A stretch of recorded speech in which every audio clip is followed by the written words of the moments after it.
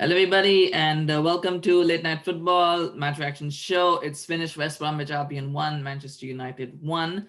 And for those who were legitimately thinking that United was somehow going to challenge for the title, I think it's now time to acknowledge that I think the wheels have fallen off.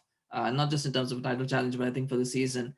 I think that's now becoming apparent. If you take out the Southampton game, which was a freak result, brought about by the fact that they lost a player in the first minute. I think Southampton will kick themselves for having had that situation. But if you take that game out, it's now no wins in 3 games, right? I mean, they've drawn with Everton, they've drawn with West Brom. Now they lost to Sheffield, so they drew with Arsenal as well. So actually no wins in 4 games if you take out the Southampton result.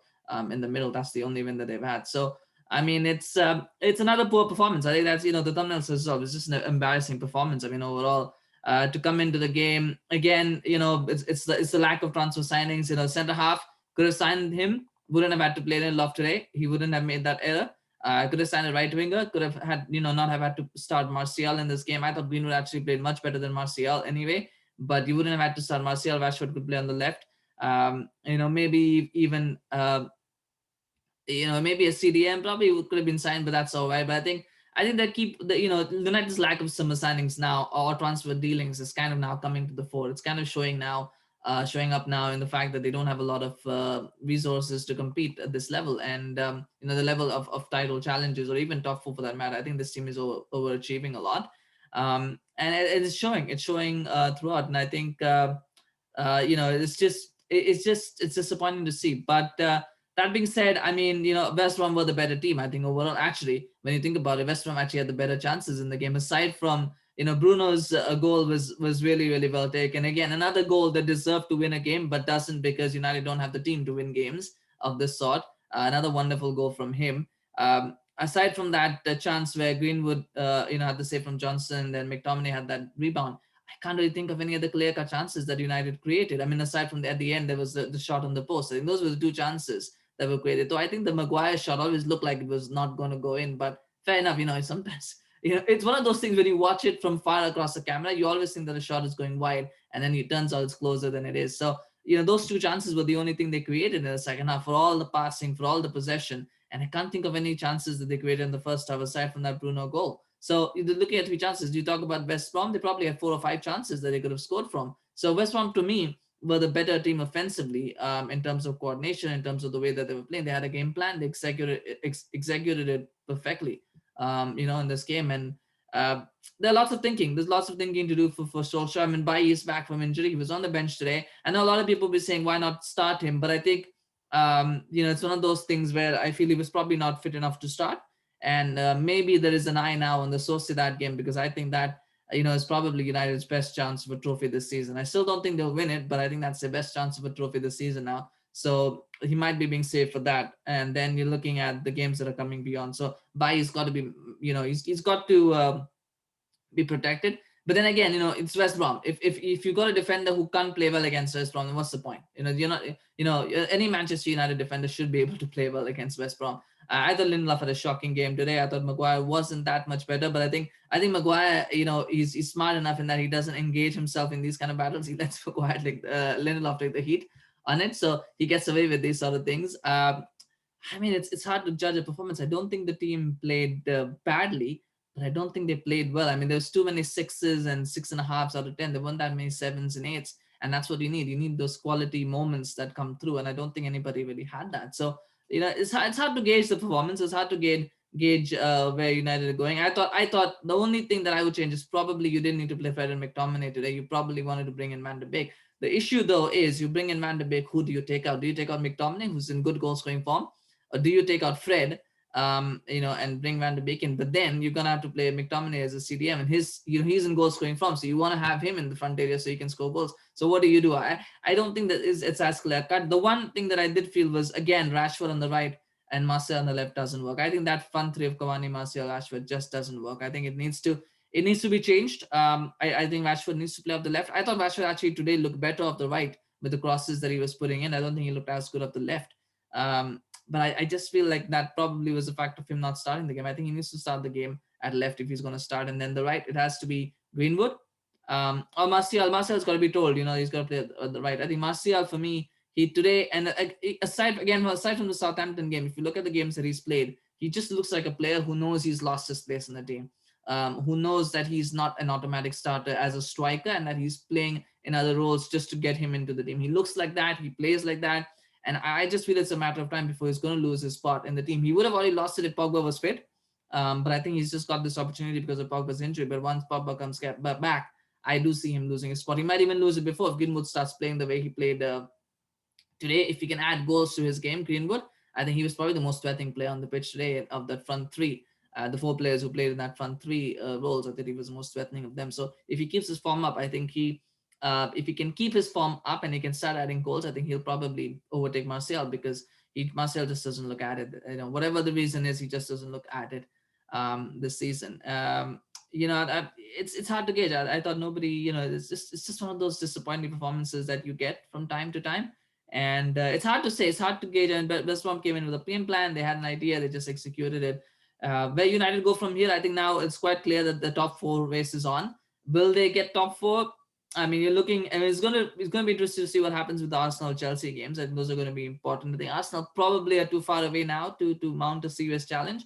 Chelsea definitely are still in it, and they will be in it right. With Tuchel coming through, he's looking really good. So you still got Chelsea, and then you've got Leicester, who are almost certainly now looking like they're going to be the title challengers to City. So if they're title challengers to City, then you've got to kind of look. I mean, they're probably the last realistic contenders now for the title. I think City are guaranteed the title, but I think Leicester probably the last team that can maybe challenge them.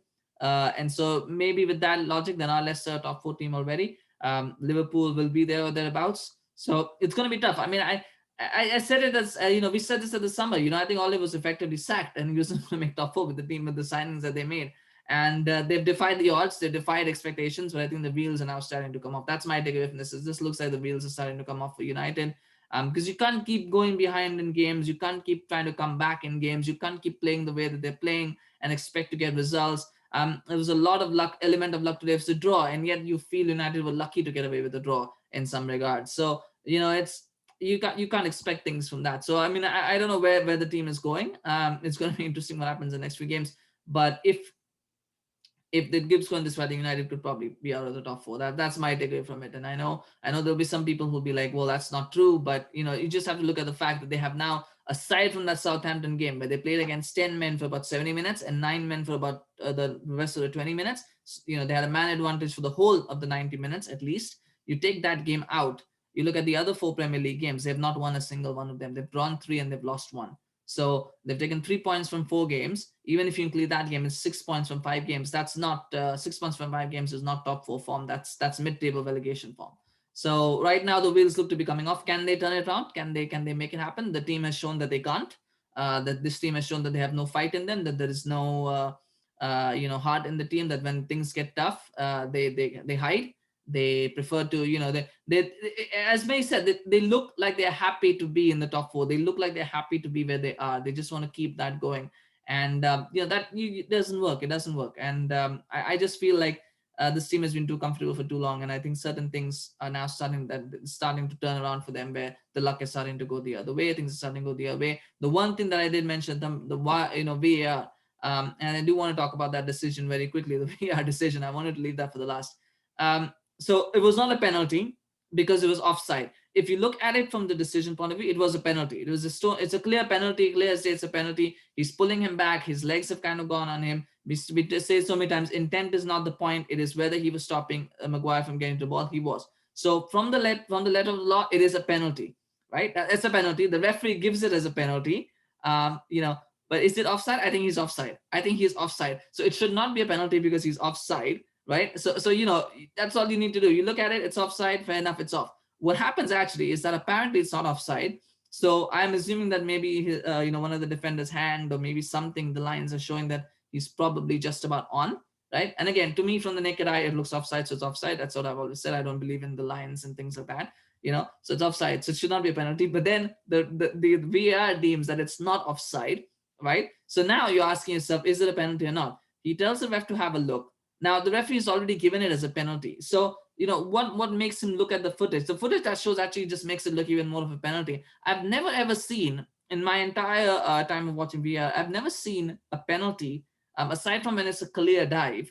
I've never seen a penalty not look like a penalty when in slow motion in replays. I've never looked. It just looks like it's a penalty every time, unless there's a dive where the player gets the ball and you can see it. But in terms of tackles, when there's a clear tackle, as it is here, to me it always looks like a penalty. And this looked more and more like a penalty with each replay. It just looked more and more like a penalty. But for some reason, the referee thought, you know what, it's not a penalty. I'm going to change my decision. The decision that I made, that I was in a good position to make in the first place. So I mean, it's just mind-boggling. It should not be a penalty in the first place. The reason why I put that thumbnail is because I'm not saying it's a penalty. It wasn't a penalty because it's an offside, right? That's what it is. But if it's not an offside according to VAR, then it has to be a penalty. That's simple as that. There's nothing else to talk about. It should be a penalty. In terms, I think it would have been harsh for West Brom to have a goal against them, but in that manner.